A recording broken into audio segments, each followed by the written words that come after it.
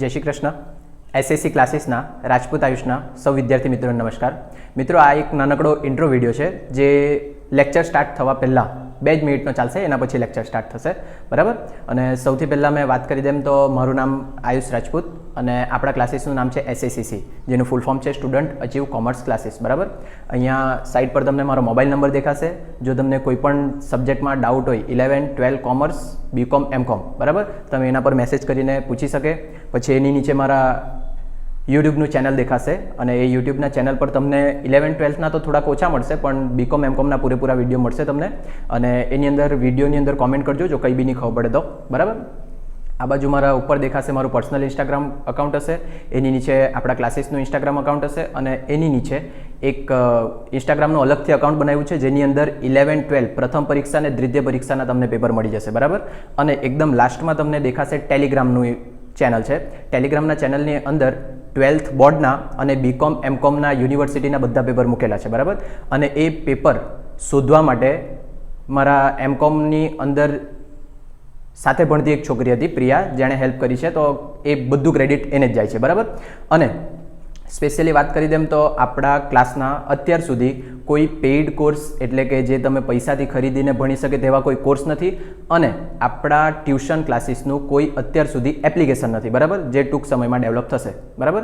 કંઈ બી ડાઉટ હોય એની ટાઈમ તમે પૂછી શકે અને આ જેટલી વસ્તુ દેખાય એ બધી વસ્તુ હું હેન્ડલ એકલો જ કરું છું. એટલે કદાચ શક્યતા એવી કે તમારા મેસેજના રિપ્લાય આપવામાં કે કોમેન્ટના રિપ્લાય આપવામાં થોડો ટાઈમ લાગી જાય, તો થોડુંક વેઇટ કરજો અને આપણે વિડીયો સ્ટાર્ટ કરીએ, બરાબર. Thank you. બધા વિડીયો પોસ્ટ કરી દીધા છે, જોઈ લેજો. કોઈ ફોટો લખવાનો ને એવો રહી ગયેલો હોય તો. એમાં ક્યાં પૂછેલા આપણે પ્રશ્ન? પહેલો જ પ્રશ્ન ચાલતો હતો, એમાં લગભગ આપણે 4 દાખલા પતાવેલા, 5માંથી બાકી, બરાબર ને. ચોથો સેમ આગળના પેપરમાં આવી ગયેલો એટલે આપણે એ નહીં કરાવેલો કેમ કે રકમ બી સેમ હતી. 5મો જો મળી ગયું બધાને. માર્ચ 24, પ્રશ્ન 1, 5મો દાખલો. અ કંપનીએ મશીન અમિત લિમિટેડ પાસેથી તારીખ 1/4/2020ના રોજ ભાડા ખરીદ પદ્ધતિથી ખરીદ્યું. ચેપ્ટર કયું? ભાડા ખરીદ પદ્ધતિ. કરાર પ્રમાણે 40,000 રોકડા કરાર વખતે અને બાકીની રકમ નીચે દર્શાવેલ 3 હપ્તામાં દર વર્ષે 31મી માર્ચના રોજ ચૂકવવામાં આવી. 46,800, 43,200 અને 39,600. મશીનની રોકડ કિંમત શોધવાની છે. અહીંયા મેં લખું ક્વેશ્ચન 1. ક્વેશ્ચન 1નો આપણે જોતા છે 5મો અને એની અંદર પહેલાં તો કયું કયું આપેલું છે તે જોઈ લેજો. અ કંપનીએ મશીન અમિત લિમિટેડ પાસેથી 1/4/20ના રોજ ભાડા ખરીદ પદ્ધતિથી ખરીદેલું છે. કરાર પ્રમાણે 40,000 રોકડા કરાર વખતે, તો અહીંયા મેં લખું કરાર વખતે ચૂકવેલ રકમ. કેટલા રૂપિયા ચૂકવ્યા છે કરાર વખતે? 40,000. પછી બધા હપ્તા આપ્યા છે. એ લોકો એમ કીધેલ છે 31મી માર્ચના રોજ હપ્તો પૂરો થાય, પણ આપણે આવું લખીએ, પ્રથમ હપ્તો, પછી બીજો હપ્તો, કેટલા હપ્તા છે ટોટલ? 3. ત્રીજો હપ્તો. આવી રીતના 3 હપ્તા ચૂકવ્યા છે. 46,800, 43,200 અને 39,600. સવાલમાં એ લોકોએ શું શોધવા કીધેલું છે? સવાલમાં શું શોધવા કીધેલું છે? રોકડ કિંમત. ભાડા ખરીદ પદ્ધતિ આવે એટલે તમારે ટાઈપ વિચારવાની. ટાઈપ વિચારવા માટે તમારે આ 2 વસ્તુ જોવા પડે, એક રોકડ કિંમત અને બીજું વ્યાજનો દર. અહીંયા દાખલામાં વ્યાજનો દર છે? હા કે ના? નથી. રોકડ કિંમત છે? નથી. જ્યારે રોકડ કિંમત બી આપેલી નહીં હોય, વ્યાજનો દર બી નહીં આપેલો હોય, ટાઈપ 4 લગભગ, ત્યારે શું કરવાનું? બોલો. ખબર તો પડી ગઈ ટાઈપ, પણ તે ટાઈપમાં કરવા શું? Very good. સમીકરણ ધારવાનું, બરાબર. એ સમીકરણ માટે મેં આવું લખું, રોકડ કિંમત પ્લસ વ્યાજ. આ બંને મળીને શું મળે તમને? હપ્તો. કેમ કે એક હપ્તાની અંદર વ્યાજ બી સમાયેલું હોય ને યંત્રની કિંમત બી સમાયેલી હોય. આ બંને મળીને શું મળે તમને? હપ્તો. તો મેં અહીંયા ધારો કે રોકડ કિંમત કેટલી ધારી લે? x અને વ્યાજ કેટલું ધારી લે? y. યાદ આવે કે ટાઈપ? જ્યારે રોકડ કિંમત ને વ્યાજનો દર બંને નહીં આપેલો હોય ત્યારે રોકડ કિંમત x ધારી લેવાનું, વ્યાજ y ધારી લેવાનું અને આ સમીકરણ મૂકવાનું. તમારે રોકડ કિંમત વત્તા વ્યાજ બંને મળીને શું મળે તમને? હપ્તો. તો હવે પહેલો હપ્તો લખીએ. અહીંયા લખું મેં પ્રથમ હપ્તો. પ્રથમ હપ્તાની અંદર જે આ 46,800 છે ટોટલ હપ્તો, એની અંદર રોકડ કિંમત એટલે x સમાયેલી અને વ્યાજ એટલે શું સમાયેલું? y. પણ આ જે પ્રથમ હપ્તા વખતે વ્યાજ સમાયેલું તે 3/3 નું સમાયેલું. 3/3 નું સમાયેલું એટલે અહીંયા મારે 3y લખવા પડે. યાદ આવે સમીકરણ? બરાબર. આ મારા માટે સમીકરણ નંબર 1. તેવી જ રીતના બીજા હપ્તાની વાત કરીએ તો x તમારી રોકડ કિંમત પ્લસ બીજા હપ્તા વખતે એક વ્યાજ ચૂકવાઈ ગયું છે એટલે હવે કેટલું વ્યાજ બાકી? ખાલી 2 એટલે 2y અને એ બંનેનું ટોટલ મળીને 43,200. આ મારા માટે સમીકરણ નંબર 2. અને તેવી જ રીતના લાસ્ટ x વત્તા હવે એક જ વર્ષનું વ્યાજ બાકી એટલે ખાલી y લખો અથવા એક y લખો, બંને સાચું. બંને મળીને કેટલા? 39,600. આ મારા માટે સમીકરણ નંબર 3. પછી યાદ હોય તો આ 3 માંથી કોઈ બી 2 સમીકરણ સરખાવવાના, તમારી ઈચ્છા મુજબના કોઈ બી સરખાવવાના.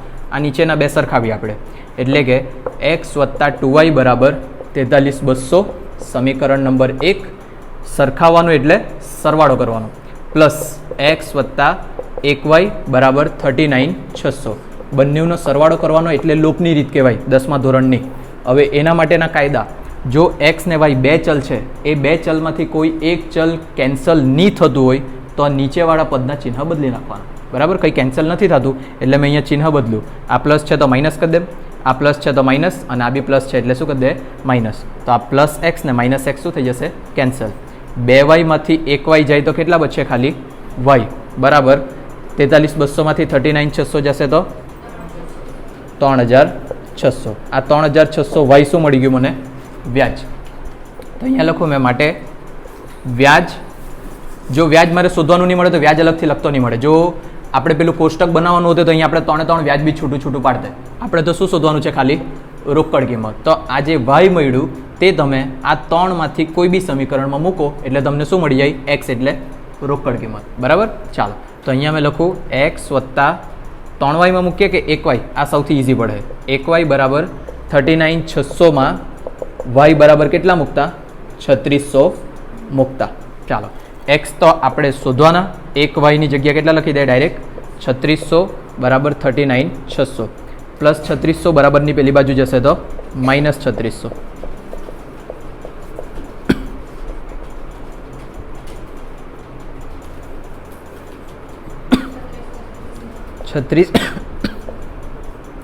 આ x બરાબર જે 36,000 મળ્યા તે પહેલા હપ્તા અથવા તો કોઈ બી એક હપ્તાની રોકડ કિંમત મળી. એવી કેટલી રોકડ કિંમત છે? ટોટલ 3. તો અહીંયા લખીએ માટે 36,000 ગુણ્યા કેટલા? 3. કેટલા આવશે? કેટલા? 1,08,000. આ તમારી રોકડ કિંમત કહેવાય? ઓકે ના? નહીં. કેમ? હજુ કરાર વખતે ચૂકવેલ રકમ પ્લસ કરવાની. ખબર પડે બધાને? આ મારી હપ્તાની રોકડ કિંમત મળી ગઈ પ્લસ કરાર વખતે ચૂકવેલ રકમ કેટલા રૂપિયાની? 40,000ની. એટલે મારી કુલ રોકડ કિંમત કહેવાય 1,48,000. આ મારી કહેવાય કુલ રોકડ કિંમત. ખબર પડે કે દાખલો? ટાઈપ 5 માંથી આપણે જે નોર્મલ ગણતા હતા તેટલો જ પૂછેલો છે 2 માર્ક્સનો. નસીબ સારા રહેશે તો જ આવું રેગ્યુલર વાળું પૂછાઈ જાય. બાકી અત્યાર સુધી આપણે બધું મગજ દોડાવવાનું જ ગણ્યું છે. આમાં બી મગજ દોડાવવાનું જ છે પણ આ તમે છે ને ગોખી નાખ્યું છે પેલી ટાઈપ પ્રમાણે. તે બી સરખું નથી ગોખેલું. ચાલો વધીએ આગળ. કંઈ પૂછવાના આમાં? નહીં પૂછવાના? ઠીક છે.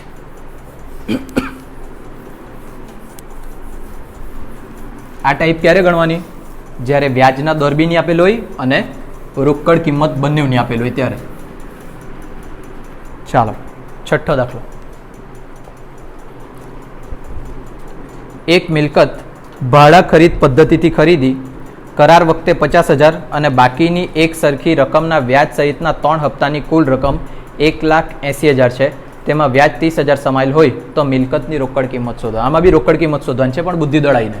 તો જોઈએ કઈ કઈ વસ્તુ આવી છે. કરાર વખતે 50,000 ચૂકવેલા છે એટલે અહીંયા લખીએ કરાર વખતે ચૂકવેલ રકમ. કેટલા રૂપિયા ચૂકવ્યા કરાર વખતે?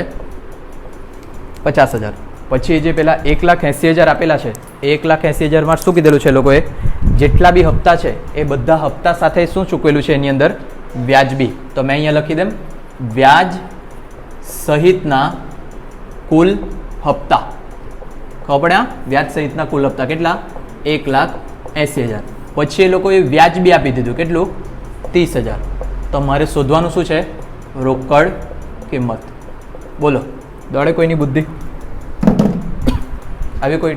હા છેલ્લો હપ્તોથી સ્ટાર્ટ કરું. છેલ્લો હપ્તો કેટલો કહેવાશે હેતવી? બધા હપ્તા ટોટલ કરીને જ આપેલા છે.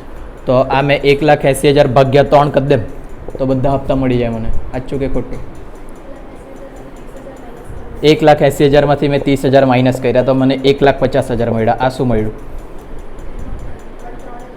3 હપ્તા મળી ગયા. તો ભાગ્યા 3 કરું તો 1 હપ્તો મને મળે. એમ નહીં ખબર? થોડુંક હજુ વિચારો. આ 1,80,000 એની અંદર હપ્તો છે. ટોટલ બધા હપ્તા છે વ્યાજ સહિત. જ્યારે બી હપ્તો હોય તેની અંદર બે વસ્તુ હોય, રોકડ કિંમત પ્લસ શું હોય? વ્યાજ હોય. બરાબર. તો જો મેં આ વ્યાજ છૂટું પાડી દેમ 30,000 તો આ 1,50,000 શું મળી જાય મને? રોકડ કિંમત. ખબર પડે કે નહીં? 1,50,000 જો મને રોકડ કિંમત મળી ગઈ, પણ આ ફાઇનલ રોકડ કિંમત નહીં કહેવાય. કેમ? કેમ કે એમાં શું પ્લસ કરવા પડે? કરાર વખતે ચૂકવેલ રકમ. બસ પતી ગયો દાખલો. એમ એટલે અમુક વસ્તુ બહુ હેલ્લું છે પણ સમજ પડવા જોઈએ ને.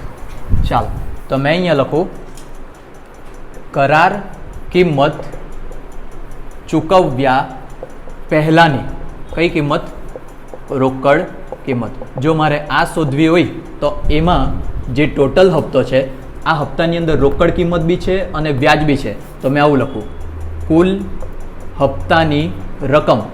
આમાંથી મારે શું માઇનસ કરી દેવા પડશે? કુલ વ્યાજ. તો મને આ મળી જાય કરાર કિંમત ચૂકવ્યા પહેલાંની રોકડ કિંમત. બરાબર. તો કુલ હપ્તાની રકમ મારી 1,80,000, એમાંથી મેં 30,000 વ્યાજ માઇનસ કરી દેમ તો 1,50,000 મને મળી ગયું કરાર કિંમત ચૂકવ્યા પહેલાંની રોકડ કિંમત. માટે રોકડ કિંમત તે બી કઈ? કરાર કિંમત ચૂકવ્યા પહેલાંની રોકડ કિંમત મારી 1,50,000. એની અંદર શું પ્લસ કરી દેમ મેં? કરાર વખતે. કરાર કિંમત નહીં, કરાર વખતે.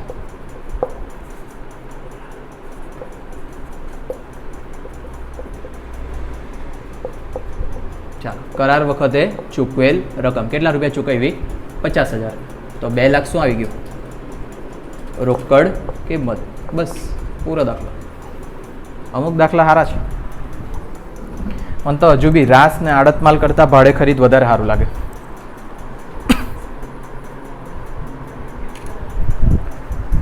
ચાલો નેક્સ્ટ નંબર 7. હિસાબી ધોરણનો અર્થ. થિયરી તો આપણે ફોટામાં મૂકી લીધું. ક્વેશ્ચન 2 જોજો. ક્વેશ્ચન 2 જરીક લાંબો હોઈ શકે, ખબર નહીં, વાંચીએ. ક્વેશ્ચન 2માં શું પૂછાશે? આડતમાલ. અને એના અથવામાં બી શું હશે? આડતમાલ જ હશે. પણ એકાદ પેપર આપણે જોયું તેમાં બીજા બધા કંઈક પૂછી મૂકેલું હતું. જોઈ લેજો.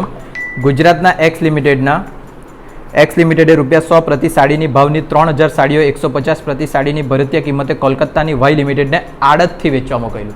ચેપ્ટર ખબર પડી ગયું. અથવામાં દાખલો જોયો એનો. ઓ જનરલ કંપનીએ સુરત ટ્રેડિંગ કંપનીને 100 AC રોજ આડતથી વેચવા મોકલ્યું. દેખાય? અત્યારના પેપરમાં એવું જ માનજો કે આડતના અથવામાં જ આડત આવશે, એટલે આડત કમ્પલસરી કરવા જ પડશે. હવે આ બંનેમાંથી હેલ્લો દાખલો કયો તે તમે કેવી રીતના ડિસાઇડ કરે? નહીં કરીએ કે ને? તો કયો ડિસાઇડ કરવાનો મેહુલ? જે આપણે ગણ્યો હોય ને તેવો પૂછાઈ ગયેલો હોય તો ખબર પડે. કેમ કે તમને આ જે ક્વેશ્ચન 2નો પહેલો દેખાય ને એકદમ નલ્લું પેરેગ્રાફ આપેલું છે. બરાબર. ક્વેશ્ચન 2ના અથવામાં જો પેરેગ્રાફ પછી નીચે બી દુનિયાભરના હવા લખી દે છે અને 8-9 સુધી જેવા. હા, તો તમે નક્કી નહીં કરી શકે કે આ પેલો લાંબોવાળો વધારે ઇઝી છે કે આ ટૂંકોવાળો વધારે ઇઝી. આપણે ગણીએ તો જ ખબર પડે. અત્યારે જો તમે જ નહીં, મેં બી નહીં નક્કી કરી શકું કે કયો ઇઝી છે. હા ને, એટલે આપણે ગણીએ તો જ ખબર પડે. ચાલો જો પહેલો, ગુજરાતના એક્સ લિમિટેડે ₹100 પ્રતિ સાડીના ભાવની 3,000 સાડીઓ 150 પ્રતિ સાડીની ભરતીય કિંમતે કોલકાતાની વાય લિમિટેડને આડતથી વેચવા મોકલ્યું. આપણે આની એન્ટ્રી આપી શકીએ. આડતથી મોકલેલ માલ અને એનો તફાવત. બરાબર. 150માં મોકલેલું અને ₹100નો ભાવ હતો એટલે ₹50 શું આવી જાય? તફાવત. ખબર પડી જાય?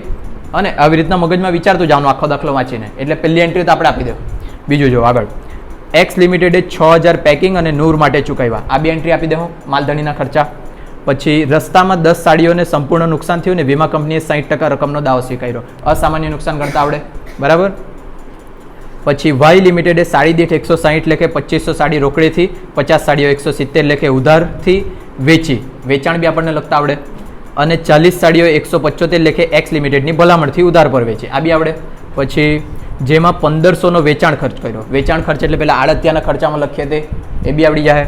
આગળ જો, વાય લિમિટેડે એક્સ લિમિટેડના ખાતામાં 2,50,000 મોકલ્યા. આ એક વિચારવાવાળી વસ્તુ છે કે તમને આવડે કે નહીં આવડે.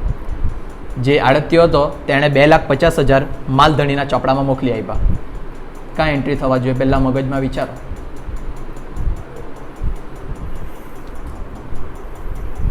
નહીં આવડે ને?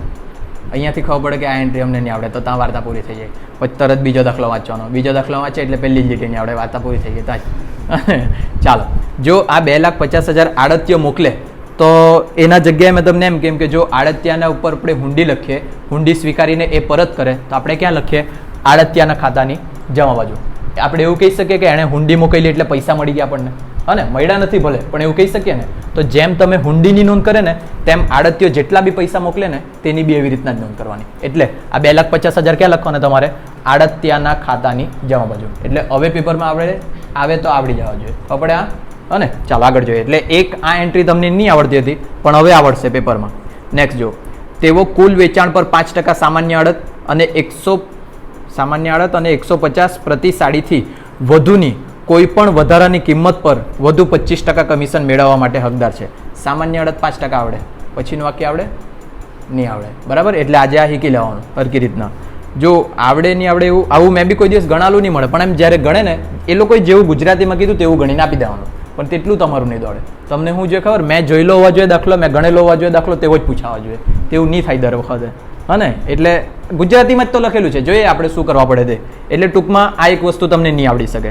પછી 1,500 સાડીઓ ગુજરાતમાં 110 પ્રતિ સાડીના ભાવે વેચી એક્સ લિમિટેડના ચોપડે, પછી નીચે આપ્યું છે ગુજરાતીમાં આડત માલ ખાતું અને વાય લિમિટેડનું ખાતું તૈયાર કરો. ટૂંકમાં 1-2 વસ્તુ છે જે તમને નહીં આવડે અને મેઇન વસ્તુ આખા સ્ટોક. આખા સ્ટોક તો એમ બી કોઈ દાખલામાં તમારું ચાચ ડૂબવાની જ નહીં મળે. બરાબર? સાદો પૂછાઈ ગયો તો ગણી આવે, નહીં પૂછાયો તો જાય. ચાલો, તો અહીંયા મેં લખું ક્વેશ્ચન 2. જ્યારે બી આડત માલનો દાખલો ગણે તો 2 વસ્તુ પહેલાં નક્કી કરવાનું, કોણ માળધણી છે અને કોણ આડત્યો.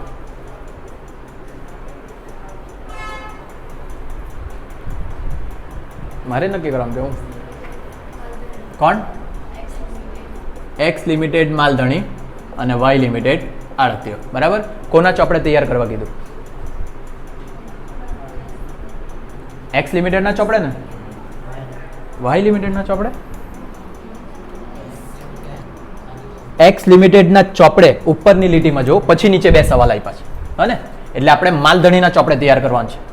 એક્સ લિમિટેડના ચોપડે જરૂરી ખાતાઓ.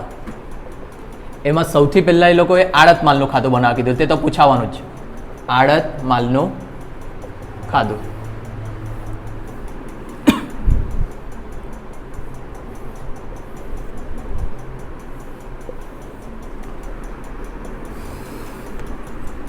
અને બીજું એ લોકોએ ખાતું તૈયાર કરવા કીધું છે વાય લિમિટેડનું. બરાબર ને? વાય લિમિટેડનું ખાતું. વાય લિમિટેડ એટલે કોણ? વાય લિમિટેડ એટલે કોણ? આડત્યો કે માલધણી કે રાજપૂત આયુષ? હે ગોવિંદા? અકાઉન્ટનું પેપર તો મસ્ત જ જાય, બાકી બધા વિષયનું ટેન્શન લેવો.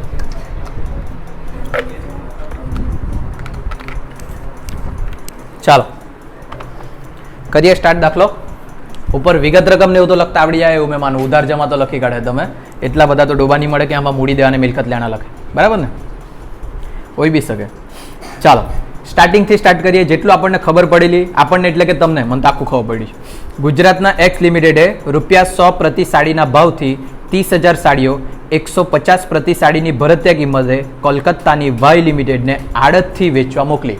આડતથી વેચવા મોકલી એટલે આડત પર મોકલેલ માલ. આડત પર મોકલેલ માલ આડત માલ ખાતાની કઈ બાજુ? ઉધાર બાજુ.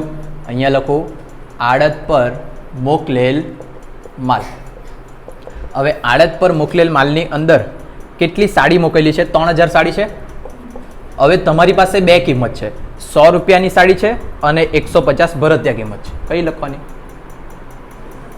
કઈ લખવાની? ભરતીય કિંમત. સાદું સિમ્પલ. 150 કઈ લખી દે? ભરતીય કિંમત. 15 દુ 30, 15 તારી 45 લાખ કે 4,50,000. 450 આ લખાઈ ગયું. જો ભરતીય કિંમત લખતા હોય તો તરત વિરુદ્ધની બાજુએ શું લખી દેવાનું? એનો તફાવત. અહીંયા લખું આડત પર મોકલેલ માલના તફાવત ખાતે. સાડી તમારી 3,000, 100 રૂપિયાની મૂળ કિંમત છે, 150ની ભરતીય કિંમત, તો તફાવત કેટલો? 50. 5 તારી 15, 1.5 લાખ. બરાબર ને? બસ પૈતું. એટલે પહેલી બે લીટી પૂરી. એક્સ લિમિટેડે 6000 પેકિંગ અને નૂર માટે ચૂકવ્યા. એક્સ લિમિટેડ એટલે માલધણી. માલધણી કોઈ બી ખર્ચો ચૂકવે તો આપણે કોના ખાતે ઉધાર કરીએ? રોકડ સ્લેશ બેંક ખાતે, કાઉન્સમાં ખર્ચા. ખર્ચા પણ એક જ છે ને, પેકિંગ અને નૂર. તો આપણે અહીંયા રોકડ સ્લેશ બેંક કાઉન્સમાં પેકિંગ ને નૂર આવું જ લખી દે ડાયરેક્ટ, ખોટું હેડિંગ નહીં આપવા પડે. કેટલા રૂપિયા? 6000. ચાલો નેક્સ્ટ. રસ્તામાં 10 સાડીઓને સંપૂર્ણ નુકસાન થયું. રસ્તામાં નુકસાન થયું છે. પહેલા તો કયું નુકસાન છે? આ અસામાન્ય નુકસાન કે સામાન્ય નુકસાન? અસામાન્ય નુકસાન. અને અસામાન્ય નુકસાનની ગણતરી કઈ કિંમતે થાય? મૂળ કિંમતે થાય. ચાલો, અને ખાસ જોવાનું કે એ નુકસાન રસ્તામાં થયું કે ગોડાઉનમાં થયું? રસ્તામાં થયું. જો ગોડાઉનમાં થયેલું હોતે તો આડતિયાના બિન આવર્તક ખર્ચા બી પ્લસ કરવા પડતે. રસ્તામાં થયું છે એટલે ખાલી માલધણીના ખર્ચા પ્લસ કરવાના. બરાબર? ચાલો, કેટલી સાડીને નુકસાન થયું? 10 સાડી ગુણ્યા મૂળ કિંમત કેટલા? 100 રૂપિયા હતી ને, એટલે 1000. આ સાડીને નુકસાન થયું પ્લસ કરવાના માલધણીના પ્રમાણસર ખર્ચા. માલધણીએ ટોટલ ખર્ચો કર્યો છે 6000. કેટલી સાડી પર? 3000 સાડી પર. તો મેં આવું લખું, 3000 સાડી પર ખર્ચ કર્યો એણે 6000. તો 10 સાડી પર કેટલો? 20 રૂપિયા. તો 1020. આ મારું શું થઈ ગયું? અસામાન્ય નુકસાન. ખબર આટલું? ચાલો, અહીંયા મેં લખી દેમ અસામાન્ય નુકસાન. પણ આમાં પાછું વીમા કંપનીએ એક્સેપ્ટ બી કર્યું છે. કઈ? વીમા કંપનીએ 60% રકમનો દાવ સ્વીકાર્યો. માઇનસ વીમા કંપની 60%. 612 બાદ કરીને 408. તો આ 408નું શું થઈ ગયું મને? નુકસાન. હજુ બી હોઈ શકે કે આ જે ખરાબ સાડી થઈ તેને તમે વેચી બી શકે, પણ એવું કંઈ છે નહીં મળે. બસ અસામાન્ય નુકસાનમાં 3 વસ્તુની એન્ટ્રી આપવાની. કઈ કઈ? એક વીમા કંપની, નફો અથવા નુકસાન અને વેચાણ. આ 3 સિવાય બીજી કોઈ એન્ટ્રી આવે નહીં. આમાં વેચ્યું નહીં મળે એટલે એક એન્ટ્રી તો એમ બી નીકળી ગઈ. વીમા કંપનીને નુકસાનની એન્ટ્રી આપવાની. વીમા કંપની આડત માલ ખાતાની કઈ બાજુ? જમા બાજુ. તો અહીંયા લખીએ વીમા કંપની ખાતે 612. જે નુકસાન થયું તે નફા નુકસાન ખાતાની કઈ બાજુ જાય? ઉધાર બાજુ. તો આડત માલની કઈ બાજુ? જમા બાજુ. નફા નુકસાન ખાતે 408. મને તો આડત માલ બી હવે હાર્ડ નથી લાગતું. ખબર નહીં કેમ, તમને હું તમારી તૈયારી જ ઓછી છે, જરાક બી નહીં મળે એટલે. બાકી આટલા બધા દાખલા ગણવા પછી તો બેસી જાય મગજમાં. ચાલો નેક્સ્ટ. વાય લિમિટેડે સાડી દીઠ 160 લેખે 2500 સાડીઓ રોકડેથી, એટલે આ વેચાણની વાત કરતા છે, તો આપણે હેડિંગ આપી દઈએ પહેલાં. વેચાણ આડત માલ ખાતાની કઈ બાજુ લખવાનું? જમા બાજુ. અને નામમાં કોનું નામ લખવાનું? આડતિયાનું. એટલે કે વાય લિમિટેડ ખાતે કાઉન્સમાં વેચાણ. ચાલો, હવે એમાં નંબર આપીને લખીએ. નંબર 1. વાય લિમિટેડે સાડી દીઠ 160 લેખે 2500 સાડીઓ રોકડેથી. તો પહેલાં શું લખી દે? રોકડ વેચાણ. ચાલો, રોકડ વેચાણ એ લોકોએ શું કીધેલું છે? 160 લેખે 2500 સાડી. તો આવું લખીએ 2500 ગુણ્યા કેટલા? 160. 4 લાખ. પછી આગળ વધીએ. 50 સાડીઓ 170 લેખે ઉધાર. નંબર 2 ઉધાર વેચાણ. કેટલાનું? કેટલા સાડી કેટલા ગુણ્યા? 50 સાડી 170 કેટલા? 8500. પછી હજુ આગળ વધીએ. 40 સાડીઓ 175 લેખે એક્સ લિમિટેડની ભલામણથી ઉધાર વેચી. એટલે નંબર 3 ભલામણથી વેચાણ. કેટલાનું? કેટલાનું? 175 લેખે ને 40 સાડી. 40 ગુણ્યા 175 કેટલા? 7000. ટોટલ કરો ને કેટલા થયા?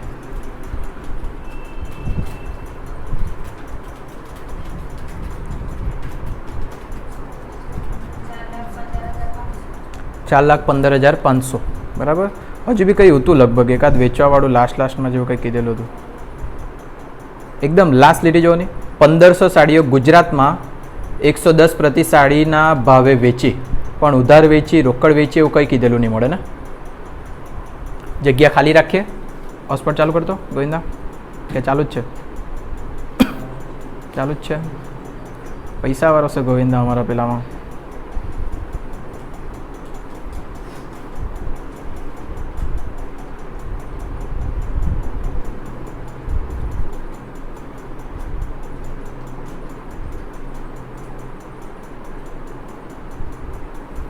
કેટલું આવેલું ટોટલ? 4,15,500.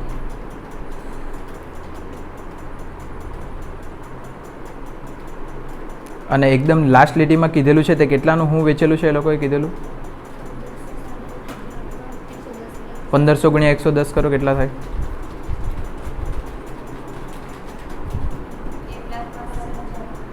1,65,000. એનું બી તો કંઈ કરવા પડે ને.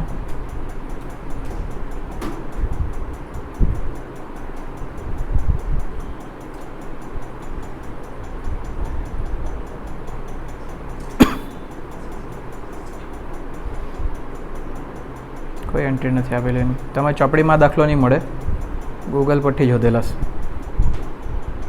ચાલો, તો ગૂગલ પ્રમાણે ચાલીએ આપણે, કેમ કે ચોપડીમાં તો છે નહીં. આ કેટલા આવેલા? 4,15,500. અને જે પેલું અલગથી આપ્યું છે તેની કોઈ એન્ટ્રી આપેલી નથી. પણ જોઈએ આગળ કંઈક કરવા પડે તો આપણે આપણી રીતના કરી નાખીએ. કાં હતા આપણે 175 લેખે ભલામણથી ઉધાર વેચી ત્યાં સુધી પૈતું, બરાબર ને? પછી જો 1500નો વેચાણ ખર્ચ કર્યો વાય લિમિટેડે, બરાબર. પહેલાં તો જે વાય લિમિટેડે વેચાણ ખર્ચ કર્યો તો અહીંયા વાય લિમિટેડ ખાતાનું હેડિંગ આપવા પડે. પહેલાં અહીંયા લખીએ વાય લિમિટેડ ખાતે કાઉન્સમાં ખર્ચા, પણ એક જ ખર્ચો કર્યો છે. કયો? વેચાણ ખર્ચો. કેટલાનો? 1500નો. વેચાણ ખર્ચો કેવો ખર્ચો? આવર્તક કે બિન આવર્તક? આવર્તક. તો કોઈ ગણતરીમાં ધ્યાનમાં લેવા હે? નહીં લેવા હે. તો જો આ ગોડાઉનમાં બી નુકસાન થયેલું હતું ને તો બી આ ખર્ચો તો પ્લસ થાતે બી ને એમ બી, હા ને? ચાલો નેક્સ્ટ. પછી હું કીધું છે 2,50,000 મોકલ્યા ને વાય લિમિટેડે એક્સ લિમિટેડના ખાતામાં 2,50,000 મોકલ્યા. આ એન્ટ્રી તમને નહીં ખબર પડે તેવું હતું, પણ તમે પૈસા મોકલે એટલે એક રીતે જોઈ તો હુંડી સ્વીકારી કહેવાય. હુંડી સ્વીકારે તે તમે વાય લિમિટેડની કઈ બાજુ લખે? જમા બાજુ. તેવી રીતના અત્યારે પૈસા મોકલ્યા તો 2,50,000 અહીંયા લખી દેવાના. કેવી રીતના મોકલ્યા કંઈ કીધું? ચેકથી કે કેશ? નહીં કીધું. તો શું લખી દેવાનું?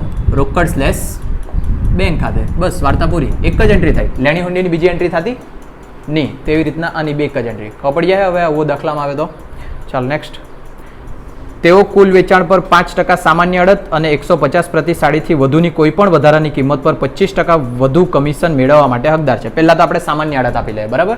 અહીંયા લખીએ ઉધાર બાજુ પર વાય લિમિટેડ ખાતે કાઉન્સમાં આડત. એ લોકોએ એમ કીધેલું છે કઈ આડત છે? સામાન્ય. સામાન્ય આડત કુલ વેચાણ પર આપવાની 4 લાખ. સામાન્ય આડત એમ હેડિંગ આપી દઉં. સામાન્ય આડત 4,15,500 પર કેટલા ટકા આપવાના? 5%. કાઢો 5%. કેટલા કેટલા? 20,775. ચાલો, એ થઈ ગયું.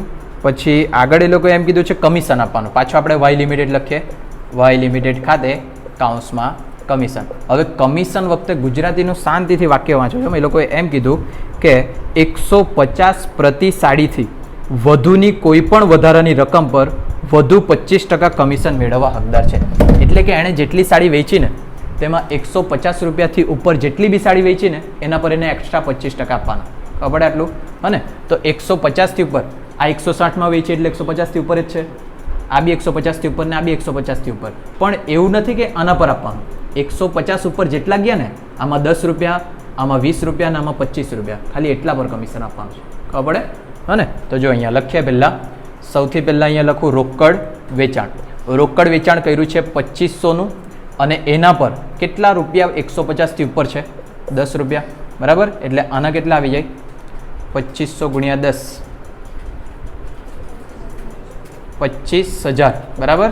આ થયું રોકડ વેચાણની રકમ. એવી જ રીતના ઉધાર વેચાણમાં જો 50 સાડી છે, 150થી ઉપર કેટલા રૂપિયા છે? 20 રૂપિયા. 5 દુ 10, 1,000. અને પછી ભલામણથી વેચાણ 40 સાડી છે અને એક્સ્ટ્રા કેટલા રૂપિયા છે? 25 રૂપિયા. 25 ચોકું 100, એ બી 1,000. હા ને? તો પછી અહીંયા લખીએ 25,000 પ્લસ 1,000 પ્લસ 1,000 બરાબર કેટલા થવાના? 27,000. આ 27,000 પર કેટલા ટકા આપી દેવાના? 25% છે. એકદમ સાદું. વાંચીને લખતા આવડવા જોઈએ ને. પણ 6,750.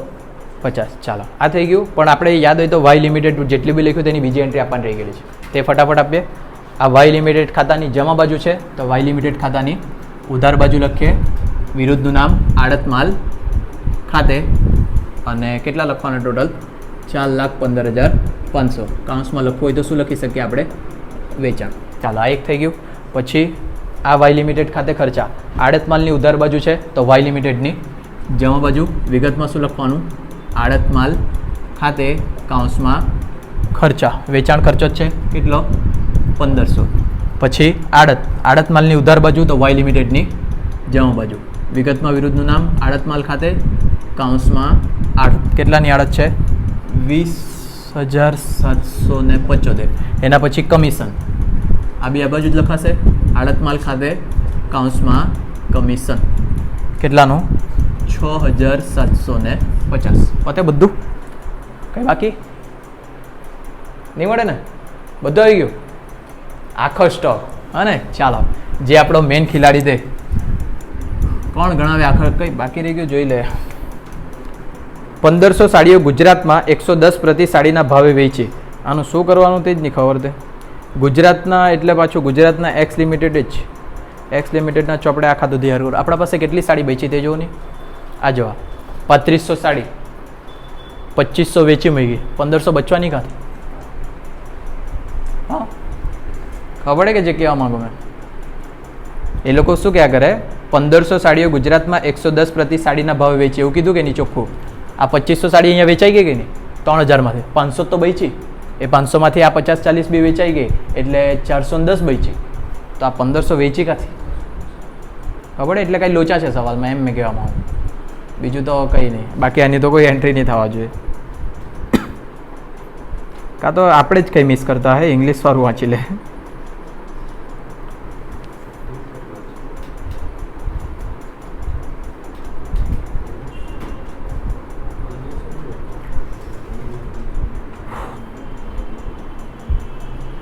જો આ ગુજરાતી વાળું વાંચો છો, લાસ્ટ લીટી હરકી રીતના જો. 1500 સાડીઓ ગુજરાતમાં 110 પ્રતિ સાડીના ભાવે વેચી. પછી એમ કીધું એક્સ લિમિટેડના ચોપડેને નીચે આવી રીતના ખાતું તૈયાર કરવા કીધું. ઇંગ્લિશ વાળું જોવો જો. એ લોકોએ એમ કીધેલું છે 1500 દેખાય રકમ ત્યાંથી જો. 1500 સિરીઝ લખી મૂકેલ છે પણ સારીઝ હોવા જોઈએ. 1500 saris was sold by X limited. X એટલે કોણ? માલધણી. અને માલધણી વેચે તો અહીંયા નહીં લખાય. ખબર પડે? એટલે ગુજરાતીમાં આપવામાં ભૂલ છે. શું? અને બાકી જો વાય લિમિટેડ વેચે તે જ લખતા છે ને આપણે. એક્સ લિમિટેડ વેચી એટલે લખાય નહીં. એટલે થોડુંક ઇંગ્લિશ આવડવું જરૂરી છે. મેં વલ્યા પણ તમને તો કાંઈ આવડે. ચાલો, હવે આપણે શાંતિથી આખા સ્ટોક ગણી શકીએ. પતી ગયો. દાખલામાં કંઈ હાર્ડ જેવું લાગ્યું? એકદમ નોર્મલ હતું. આ 9 આવ્યું પણ 9 બી તમારે થોડુંક બુદ્ધિ દોડાવે તો બધું ખબર પડે. પણ હોવા જોઈએ ને. આખા સ્ટોક ગણાવો. કેવી રીતના ગણશો? અહીંયા મેં લખું આખર સ્ટોક. કઈ કિંમતે ગણાય આખા સ્ટોક? ભરતિયા કિંમતે. તો સૌથી પહેલાં મારે ચેક કરવા પડે કે કેટલો માલ બચ્યો છે. તો મેં અહીંયા લખા મોકલેલ સાડી. કેટલી સાડી મોકલેલી મેં? 3000. એમાંથી જે થયું તે લખીએ. સૌથી પહેલાં તો આ રસ્તામાં જ 10 સાડી ઉડી ગઈ. હા ને? માઇનસ અસામાન્ય નુકસાન. કેટલી સાડીનું? 10 સાડી. અહીંયા બાજુમાં લખીએ સાડી. જોજો અહીંયા. તો હવે આ જે 2990 જેવી આવે. જો આડતિયાનો ખર્ચો આપણે પ્લસ કરવાનો હોતે તો આડતિયાનો ખર્ચો જે પ્રમાણસર છે તે 3000 સાડી પર નહીં થાતે. કેટલી પર થાતે? 2990. કેમ? કેમ કે આડતિયા પાસે નહીં પહોંચી આ સાડી. અને તો એણે જે ખર્ચો કર્યો તે આ 10 સાડી પર કરેલો નથી. ધ્યાન રાખજો, જ્યારે રસ્તામાં નુકસાન થાય ને ત્યારે જ આવું થાય. હા ને? ચાલો, એટલે હવે આ સામાન્ય નુકસાન પછી વેચાણ કર્યું એણે. રોકડ વેચાણ કેટલાનું? 2500 સાડી. પછી ઉધાર વેચાણ કેટલી સાડી? 50 સાડી. અને પછી ભલામણથી વેચાણ કેટલી સાડી? 40 સાડી. બસ પતી ગયું. બીજું કંઈ છે? નથી. કરો માઇનસ. 400 સાડી બચી આખા સ્ટોક. બરાબર. ચાલો, હવે આખા સ્ટોક પહેલાં અહીંયા લખી લે. આખા સ્ટોક આડત માલ ખાતાની કઈ બાજુ? જમા બાજુ. અહીંયા એક આખા સ્ટોક આવશે અને તરત ઉધાર બાજુ પર શું આવશે? એનો તફાવત. તો અહીંયા લખીએ આખર માલના સ્ટોકનો તફાવત ખાતે. ચાલો, તફાવત આપણે પહેલાં લખી દે. ટોટલ કેટલી સાડી બચી છે?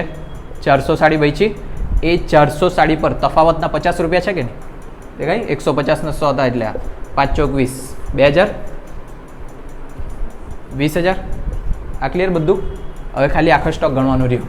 ચાલો, તો અહીંયા મેં લખું 400 સાડી ગુણ્યા આખા સ્ટોક ભરતિયા કિંમતે ગણવાની 150, 15 ચોક 60, 6000 કે 60000, 60000. આની અંદર કયો ખર્ચો પ્લસ કરું પહેલા? પ્લસ માલધણીનો પ્રમાણસર ખર્ચો.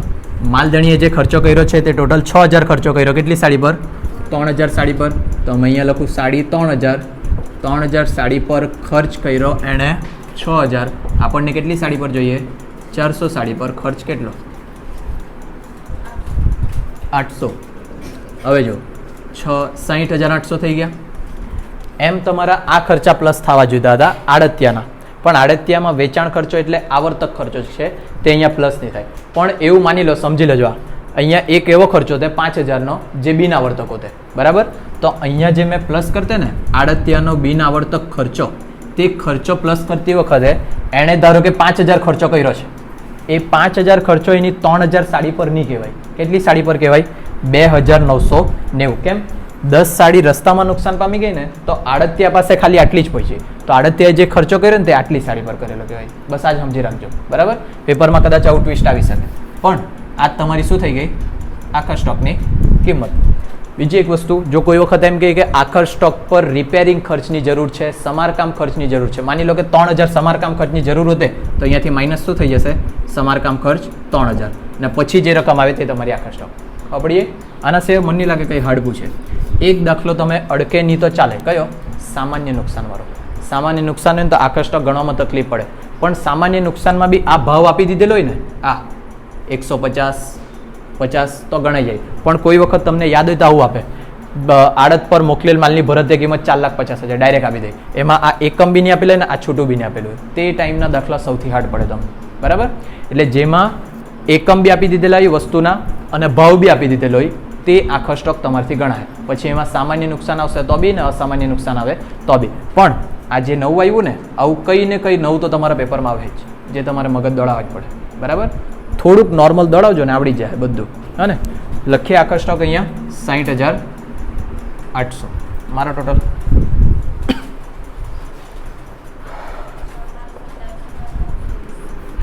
627,320.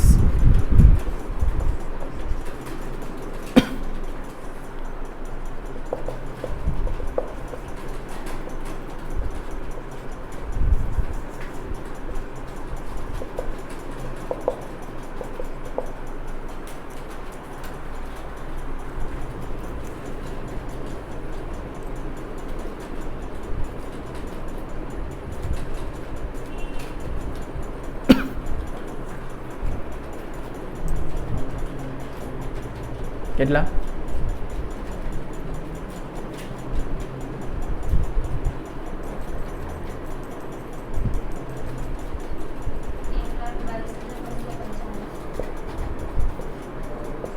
બરાબર. તો 55 બરાબર છે ને. ચાલો, આ આવી ગયો તમારો ચોખ્ખો નફો. આ બાજુ ટોટલ કરો.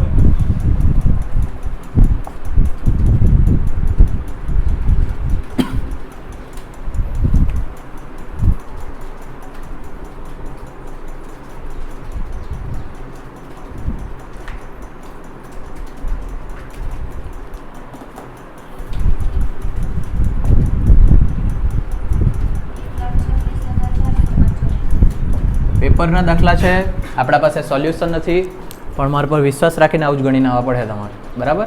એક પેલું 1500 વાળું લોચાવાળું છે સાડીવાળું, તેમ બી આપણને ખબર પડ્યા કરે 1500 સાડી તો એના પાસે છે જ નહીં, પણ ઇંગ્લિશ મીડિયમમાં ચોખ્ખું લખેલ છે કે એક્સે વેચ્યું છે. હા ને, માલધણી વેચે તો આપણે એન્ટ્રી કરવાની નહીં. બીજો દાખલો આપણે નહીં ચાલુ કરી શકીએ, પણ વાંચી રાખીએ. જો કેટલો મોટો દાખલો છે એટલે. તો આપણે ક્વેશ્ચન 3 જોઈ લે. એમ ચોપડા ક્યાં પેક કરવાના જોઈ લે. કોઈ એક નલ્લો દાખલો હોય તો પતાવીએ. ચાલો જો, આડત માલને બી બહુ ભારી નહીં કરતા, કેમ કે ગણવા તો પડવાનું જ છે. ઓ જનરલ કંપનીએ સુરત ટ્રેડિંગ કંપનીને 100 એસી 1/1/23 રોજ આડતથી વેચવા મોકલી. એસી રૂપિયા 20,000ની ભરતીય કિંમતે મોકલી હતી. જો 100 એસી એટલે એકમ બી આપી દીધા અને 20,000ની ભરતીય કિંમત બી આપી લીધી. તો આ દાખલો તમારા માટે સારો કહેવાય, પણ ગેરંટી નથી. સારો કહેવાય બસ એટલું જ કેમ, બાકી વાત નહીં મળે કંઈ બી. આગળમાં જ છે એટલે પહેલી એન્ટ્રી તો અપાશે આપણથી, આડત પર મોકલેલ માલની તફાવત બંને લખાઈ જાય. નેક્સ્ટ જો, ભરતીય કિંમત પર 25% નફો મળે તે રીતે ભરતીય કિંમત નક્કી કરવામાં આવી. એટલે આપણે અહીંયા સાઈડ પર પેલું ગણ્યા યાદ હોય તો 3 કિંમત છૂટી પાડવાની તે પડતર કિંમત, મૂળ કિંમત કે એવું કંઈક ચોપડે કિંમત, એની અંદર તફાવત નફો પ્લસ કરે ને ભરતીય કિંમત, એ 3 મળી ગઈ. પછી આગળ જો ઓ જનરલ કંપનીએ માલ મોકલતી વખતે ગાડીનો ખર્ચો 2500, નૂર 5000 અને વીમો 7500 ચૂકવ્યો. એટલે માલધણીના ખર્ચા અહીંયા આપણે રોકડ સ્લેશ બેંક ખાતે લખીએ એ બી થઈ જાય. એટલે નોટમાં છે દાખલો એ સેમ. તો પછી કાંઈ લાગણવાના અને વિડીયો બનાવેલો જશે, વિડીયો અહીંયા લિંક મૂકી દેવા ને કે ગણવાના ઠીક છે, ચાલો ગણી નાખશું. પણ ટૂંકમાં ઇઝી તો નહીં મળે ને. નંબર કયો? પહેલો જ પહેલો દાખલો મેં આટલો ભારી ગણાલો. હું વાત કરે. ઠીક છે ચાલો, એટલે વાંચીએ નહીં, લાંબો છે ને, ખાસ તો ગણતરી વધારે છે ને, એટલે કાલે જ ગણવા પડે. બીજો કોઈ જોઈ લે.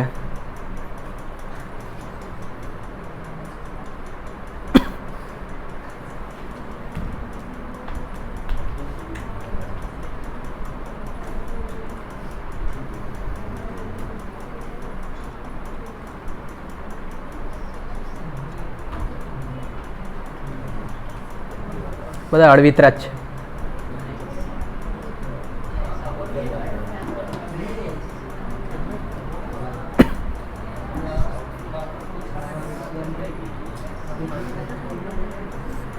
ચાલો ક્વેશ્ચન 3 નો આપણે અથવા ગણીએ.